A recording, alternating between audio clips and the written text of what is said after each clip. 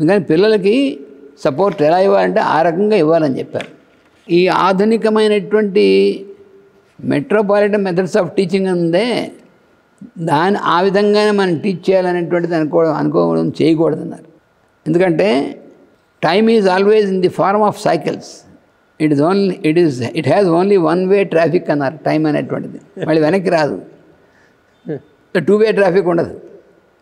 అటు వెళ్ళేది ఇటు వెళ్ళేది ఉండదు. కాలం అనేటువంటిది ఒకవైపే వెళుతూ ఉంటుంది, ఎప్పుడు కూడా జరుగుతూ ముందుకు వెళ్ళిపోతూ ఉంటుంది. అందుకని ఏన్షియంట్ డేస్లోకి వెళ్తాం మనం అంటే అలా వెళ్ళడానికి పాసిబుల్ కాదు. మళ్ళీ వాడు సినిమాలు చూపిస్తుంటాడు. వాడు ఒక వెనక సెంచరీలోకి ఎక్కువ వెళ్ళేటవాడు, ఒకసారి ఏమో ముందు సెంచరీలోకి వెళ్ళేటవాడు, ఇంకోసారి వెనక సెంచరీ. ఇవన్నీ ఊరికే ఫిక్షన్, ప్రకృతి విరుద్ధమైనటువంటివన్నీ. అవి నిజం అనుకుంటే చూస్తే మనం కూడా వెళ్ళొచ్చు కావాలనుకుంటే, కానీ ఎక్కడికి వెళ్ళేది ఏట్లోకి ఎలా వెళ్తాడు వాడు. అందుకని time progresses in one direction and you can utilise what all is there in the modern world for the sake of the child.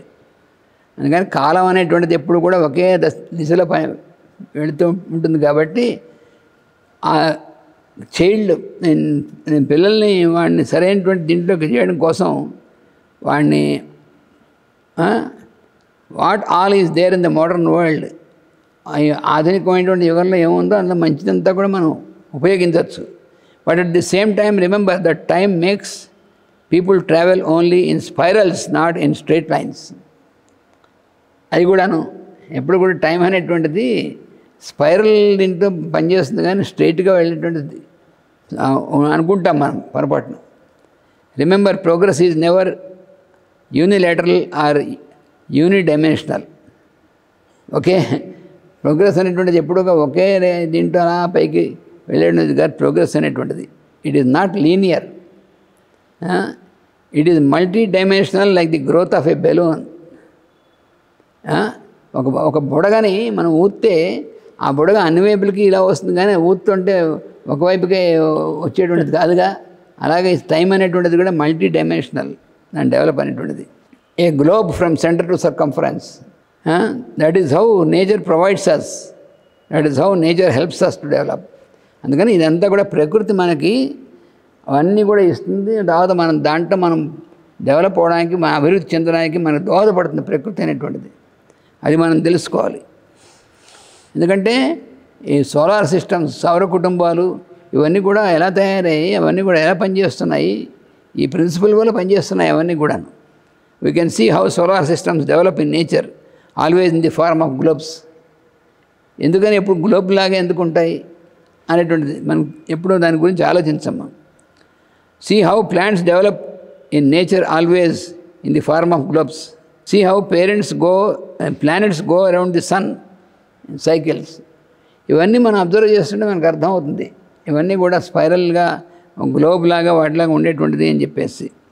అలాగే మనం కూడా దాని ప్రకారం మన ప్రోగ్రెస్ అనేటువంటిది ఎప్పుడు ఆ డైరెక్షన్లో వెళ్తూ ఉంటుందని తెలుసుకుని మనం మన జీవితం అనేటువంటి దాని ప్రకారం చేస్తే మన చైల్డ్కి, మన పిల్లలకి కూడా మనం సరైనటువంటి దారి చూపించిన వాళ్ళం అవుతాం. తల్లిదండ్రుల యొక్క బాధ్యత ఏమిటంటే పిల్లల్ని కన్నందుకు వాళ్ళకి సరైనటువంటి మార్గం చూపించేటువంటి వాళ్ళగా ఉండాలి తల్లిదండ్రులు.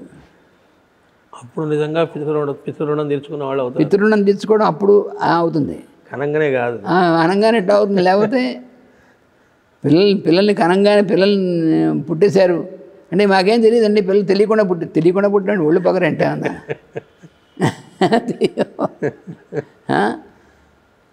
వాడిని పుట్టిన తర్వాత వాళ్ళ మీద బాధ్యతను తీసుకోకుండా దూరంగా ఉంటే ఎట్లా కుదురుతుంది? So if we are to be successful in giving education to children we should prepare to travel forward not backwards. అందుకని మనం ముందుకి ఫార్వర్డ్ మూమెంట్ అనేది మనం ముందుకు వెళ్ళే ప్రోగ్రెస్ అనేటువంటిది చేసేందుకోసం మనం ప్రయత్నం చేయాలి. The only care we have to take is not to take negative steps in our hasty way of doing. ఎప్పుడు కూడా పొరపాడైనటువంటి నెగటివ్గా ఉన్నటువంటి స్టెప్స్లోకి వెళ్ళకూడదు.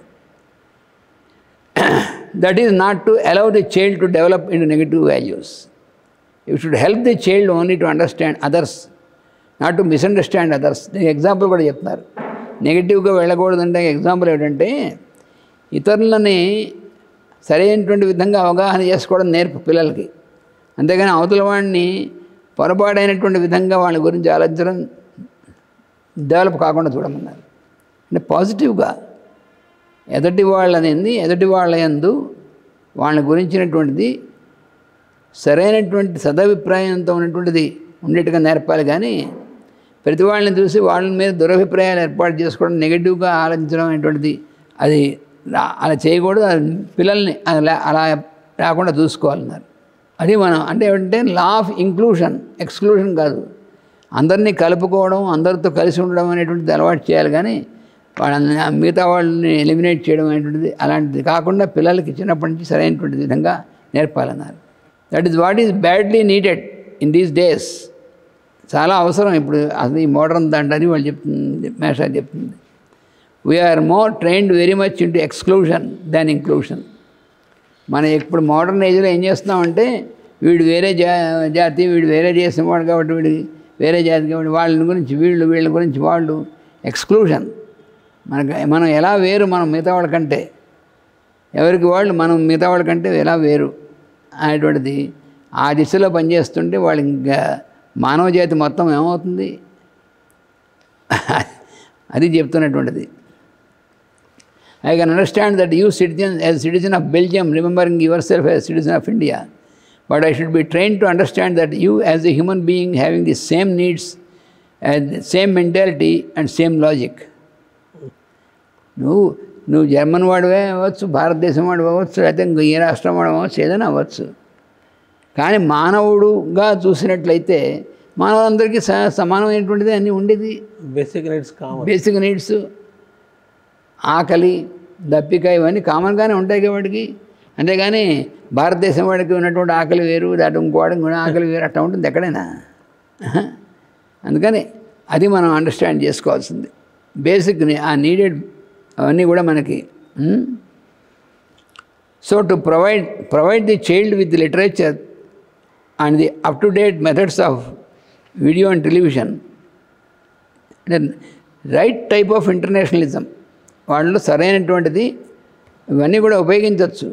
దాంతో వాళ్ళకి ఏంటంటే సదవగాహన అందరిలోని మంచి ఉన్నటువంటి దాన్ని అవగాహన చేసుకునేటువంటిది అలాంటి అవకాశం ఇవ్వాలి. In the next step from 14 years of age, the child may be allowed to earn for it self because it knows many crafts. 14 ఏళ్ళు వచ్చేప్పటికి వాడికి ఎన్నో రకాలైనటువంటివి నేర్చుకోవాలనేటువంటి నైపుణ్యం అనేటువంటిది డెవలప్ అవనిస్తే వాడు రకరకాలైనటువంటి తయారు చేయగలిగేటువంటి స్థితి వస్తుంది. మనం నేర్చుకొనిస్తే పిల్లలకి వాళ్ళకి మనం సపోర్ట్ ఇవ్వాలి. ఇస్తే వాళ్ళకి ఉత్సాహం పెరుగుతుంది. నేను ఇవి చేయగలను, ఇవి చేసి దీనివల్ల మన జీవనం అనేటువంటిది నడుస్తున్నటువంటిది వాడికి అప్పటి నుంచి డెవలప్ అవుతుంది. When it knows how to build a house, when it knows how to build a garden, when it knows how to make an agriculture farm or dairy farm, the child can easily begin to learn to earn, and then let the child continue to the education. నువ్వు వాడిని తీసుకెళ్ళి యూనివర్సిటీలో చేర్చి లేకపోతే అక్కడ చేర్చి లేకపోతే 12 ఏళ్ళు 15 ఏళ్ళు చదువు అనేటువంటి పేరుతో వాడు 5.5 సంవత్సరాలు వాడు మెడికల్ చదువుతాడు, తర్వాత మళ్ళీ ఎండి చేస్తాడు, తర్వాత ఇంకోటి స్పెషలైజ్ చేస్తాడు. ఇవన్నీ చేసేప్పటికి వాడికి ఏమవుతుంది, వాడికి 30 ఏళ్ళు దాటిపోతాయి, ఎక్కడ బ్రేక్ రాకుండా ఉంటాయి. అప్పటికే వాడికి కొంత ఎనర్జీ అయిపోతుంది.